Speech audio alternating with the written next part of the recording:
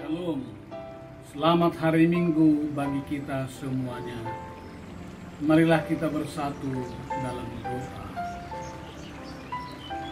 Damai sejahtera Allah yang melampaui segala akal dan pikiran manusia, itulah yang memelihara hati dan imanmu sekalian, dalam nama Yesus Kristus Tuhan kita. Amin. Saudaraku yang kekasih dalam nama Yesus Kristus Tuhan kita, khotbah untuk minggu ke-14 Trinitatis 13 September 2020 tertulis dalam kitab Pengkhotbah pasal 2 ayat 4 hingga ayat 11. Marilah kita dengarkan bersama-sama. Aku melakukan pekerjaan besar, mendirikan bagiku rumah-rumah, menanami bagiku kebun-kebun anggur.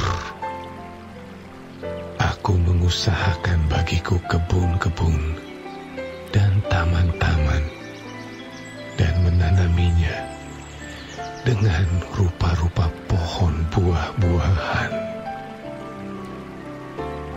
Aku menggali bagiku kolam-kolam untuk mengairi dari situ tanaman pohon-pohon muda. Aku membeli budak-budak laki-laki dan perempuan, dan ada budak-budak yang lahir di rumahku. Aku mempunyai juga banyak sapi dan kambing domba, melebihi siapapun yang pernah hidup di Yerusalem sebelum aku. Aku mengumpulkan bagiku juga perak dan emas, harta benda raja-raja dan daerah-daerah. Aku mencari bagiku biduan-biduan dan biduanita-biduanita, dan yang menyenangkan anak-anak manusia, yakni banyak gundik. Dengan demikian aku menjadi besar, bahkan lebih besar daripada siapapun yang pernah hidup di Yerusalem sebelum aku. Dalam pada itu hikmatku tinggal tetap padaku. Aku tidak merintangi mataku dari apapun yang dikehendakinya, dan aku tidak menahan hatiku dari sukacita apapun, sebab hatiku bersukacita karena segala jerih payahku. Itulah buah segala jerih payahku. Ketika aku meneliti segala pekerjaan yang telah dilakukan tanganku, dan segala usaha yang telah kulakukan untuk itu dengan jerih payah, lihatlah, segala sesuatu adalah kesia-siaan dan usaha menjaring angin. Memang tak ada keuntungan di bawah matahari. Saudaraku yang kekasih dalam nama Yesus Kristus Tuhan kita, segala sesuatu adalah kesia-siaan. Hidup adalah bagaikan kita menjaring angin. Tidak ada keuntungan apapun di bawah matahari. Hikmat adalah kesia-siaan. Kebodohan juga adalah sia-sia. Menikmati kesenangan pun adalah sia-sia. Melakukan pekerjaan besar, mendirikan rumah, menanami kebun anggur juga adalah sia-sia. Mengusahakan kebun dan taman-taman, menanaminya dengan rupa-rupa pohon dan buah-buahan, menggali kolam, semuanya sia-sia. Mengapa? Semuanya akan berlalu begitu saja, berlalu sebentar saja. Kitab Pengkhotbah ini nampaknya pesimis sekali, bukan? Dalam ayat 7 hingga ayat 11, kitab Pengkhotbah ini memaparkan bahwa semuanya sia-sia. Bila kita pun memiliki banyak sapi dan kambing domba, itu juga disebut sia-sia. Orang yang mengumpulkan perak dan emas dan harta benda lainnya juga adalah sia-sia. Selain itu, memiliki budak, biduan, dan biduanita, gundik, semuanya itu pun sia-sia. Bahkan menjadi orang besar pun adalah sia-sia. Lalu apa yang tidak sia-sia? Sebegitu fatal dan pesimiskah kitab Pengkhotbah dalam memaknai hidup ini? Klimaksnya disebut dalam ayat 11 bahwa segala sesuatu adalah kesia-siaan. Hidup adalah bagai menjaring angin. Tidak ada apapun keuntungan di bawah matahari. Waduh, pesimis sekali. Saudaraku yang kekasih, kita perlu mewaspadai akan kesia-siaan dalam hidup. Kenikmatan duniawi adalah kesia-siaan. Hidup bagai menjaring angin. Dengan belajar dari kitab Pengkhotbah, maka hidup yang hedonis dan kemerosotan moral haruslah diwaspadai, karena semua itu merupakan jalan menuju kesia-siaan. Kewaspadaan itu dimulai dengan kesungguhan untuk belajar hikmat dan pengajaran Allah. Sesungguhnya kita memang tidak boleh hidup pesimis. Maksud teks ini adalah setiap orang harus mencari hikmat dari Allah agar dapat melihat dan menggapai nilai-nilai yang tetap dan kekal, sehingga hidup yang kita lakoni ini kita jalani dengan nikmat, bahagia, dan tentram. Mengapa? Karena hari ini kita bisa senang, namun besok sudah terancam. Hari ini seseorang bisa jaya, besoknya sudah terperdaya. Hari ini bisa dipuja, besok sudah tercela, bahkan dipenjara. Alkitab memang bukan anti kesenangan akan harta, uang, dan kekayaan. Tuhan tidak mengajarkan agar kita menjauhi itu semua. Tetapi kekayaan yang diperoleh dengan cara yang haram adalah kekayaan yang sia-sia. Uang dan harta yang diperoleh tanpa solidaritas yang tinggi, itulah yang menjadikan hidup ini bagaikan hidup berusaha menjaring angin. Alkitab mengingatkan, siapa mencintai uang tidak akan puas dengan uang, dan siapa mencintai kekayaan tidak akan puas dengan penghasilannya, dan kekayaan itu binasa oleh kemalangan, sehingga tak ada suatu pun padanya untuk anaknya. Sebagaimana ia keluar dari kandungan ibunya, demikian juga ia akan pergi telanjang seperti ketika ia datang. Apakah keuntungan orang tadi yang berlelah-lelah menjaring angin?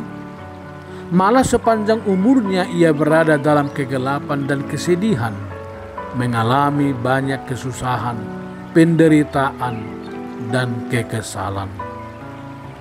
Karena itu firman Tuhan ini menyerukan agar kita menjadikan hidup ini menjadi bermakna. Hidup kita ini memang sebentar saja dan terbatas. Namun meski sebentar dan terbatas, justru kita termotivasi menjadikan hidup yang terbatas dan sebentar tersebut jangan sampai berlalu begitu saja dengan sia-sia. Ini hanya mungkin didengar dan dilakukan oleh orang-orang yang berhikmat dan setia mencari pengajaran Tuhan. Setiap kita diserukan untuk memutar arah. Selagi hari masih siang, bergegaslah mencari hikmat dan pengajaran Tuhan. Makna hidup bukan diukur dari sejauh mana dan seberapa banyak orang memiliki, tetapi sejauh mana dan seberapa banyak orang berbuat dan memberi serta mewujudkan solidaritas dengan sesama. Langit akan cerah saat kita semua berkarya untuk kemaslahatan dan kesejahteraan semua umat Tuhan. Tuhan telah membawa orang Israel ke negeri yang dijanjikannya. Mereka diberi kota-kota yang besar dan baik yang bukan mereka dirikan. Rumah mereka penuh berbagai barang yang baik, tetapi bukan mereka yang mengisinya. Sumur-sumur yang bukan mereka gali, juga kebun-kebun anggur dan kebun-kebun zaitun yang tidak mereka tanami. Maka janganlah melupakan dan mengabaikan Tuhan, pemilik dan pencipta semuanya itu. Jadikanlah hidupmu bermakna. Jangan sampai hidup kita jatuh ke dalam kesia-siaan. Bagaimana kiatnya, saudaraku yang kekasih? Kedepankanlah karakter suka berbagi. Janganlah seperti lintah yang tamak, tidak pernah berkata cukup, akhirnya membawa kejatuhan dan kematian bagi dirinya. Jangan sampai hidup bagaikan hidup menjaring angin. Kita tidak perlu ikut antri membangun lumbung yang bocor dan dompet yang bolong. Jadikanlah hidup ini lebih bermakna. Bagaimana kiatnya agar tidak sia-sia, terutama dalam tantangan COVID-19 ini? Carilah ilmu dan hikmat yang tinggi. Pakailah ilmu dan pengetahuanmu untuk mencerahkan, bukan untuk pembodohan. Selagi hidup, kita dapat mencari kesenangan dalam hidup ini. Namun jangan sampai mengabaikan kesetiaanmu kepada Tuhan dan sesama. Jadikanlah juga hidupmu lebih bermakna. Bagaimana kiatnya? Lakukanlah pekerjaan-pekerjaan besar yang memberi makna buat sesama kita, terutama untuk Tuhan. Janganlah hanya bekerja dengan asal-asalan dan dengan serampangan. Lakukanlah pekerjaanmu dengan sungguh dan telaten.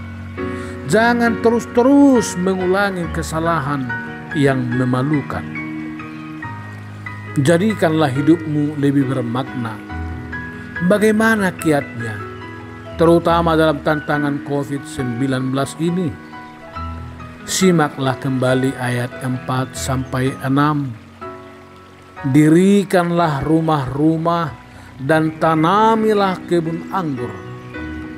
Orang beriman bekerja untuk membangun sekaligus menjaga ketahanan pangan.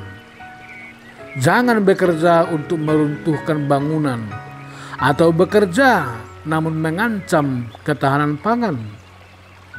Galilah kolam-kolam, usahakanlah kebun dan taman-taman, airilah tanaman-tanaman yang muda.